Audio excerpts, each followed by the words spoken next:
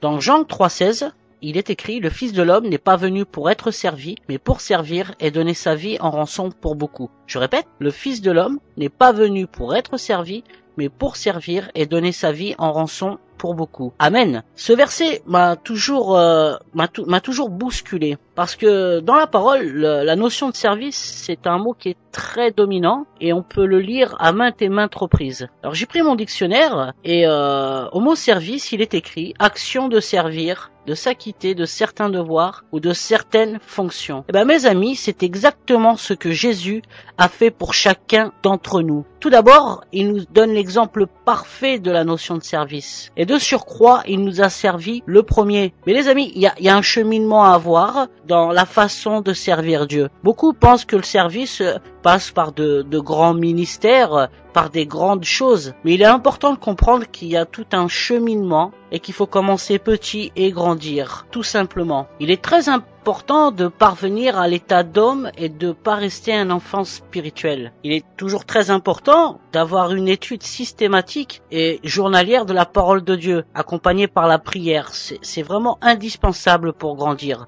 Paul reprochait aux Corinthiens d'être restés après des années de conversion au niveau de nouveau-nés tout juste capables d'assimiler le lait des nourrissons et ne pas pouvoir supporter la nourriture spirituelle. Et comprenons qu'au moment même de votre conversion, vous rentrez dans le service pour Dieu. C'est d'abord de lui servir de témoin. Cela veut dire que vous devez raconter autour de vous ce que Dieu a fait pour vous dans votre vie, les changements qu'il a opérés dans votre vie. Il se résume fondamentalement à ceci, c'est révéler aux autres ce que Dieu est, sa personne, son amour, sa puissance, et la croix de Jésus qui sauve et qui délivre. Lorsque nous servons Dieu, nous grandissons dans sa connaissance.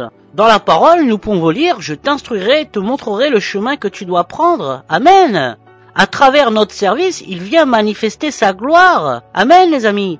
Offrons donc nos vies avec beaucoup de passion et de zèle. Dieu nous montrera dans quel domaine il veut que nous le servions. Dans Josué, nous pouvons lire « Moi et ma maison, nous servirons l'Éternel. » Moi et ma maison, nous servirons l'Éternel. L'appel à servir Dieu est d'abord et avant tout une question de vocation. C'est comme une convocation venant du ciel qui s'impose à nous. Outre le témoignage personnel, le service commence toujours par des petites choses, des petits travaux qui ne sont pas réellement estimés, mais pour lesquels Dieu saura ce que vous avez fait. Vous aurez plus de critiques que d'éloges, bien sûr, mais l'approbation de Dieu vaut bien la peine de supporter quelques moqueries. Un proverbe dit « Il n'y a pas de sots métiers, mais il y a que des sots gens ». Et c'est encore plus vrai au service de Dieu, les amis. Alors par reconnaissance et par amour envers Dieu, commencez à le servir là où vous êtes, en priant, en témoignant et en faisant les petits travaux. Et puis lorsque vous aurez mûri, il vous appellera à d'autres tâches. Paul dira « Car on raconte à votre sujet quel accès nous avons eu auprès de vous et comment vous vous êtes convertis à Dieu en abandonnant les idoles pour servir le Dieu vivant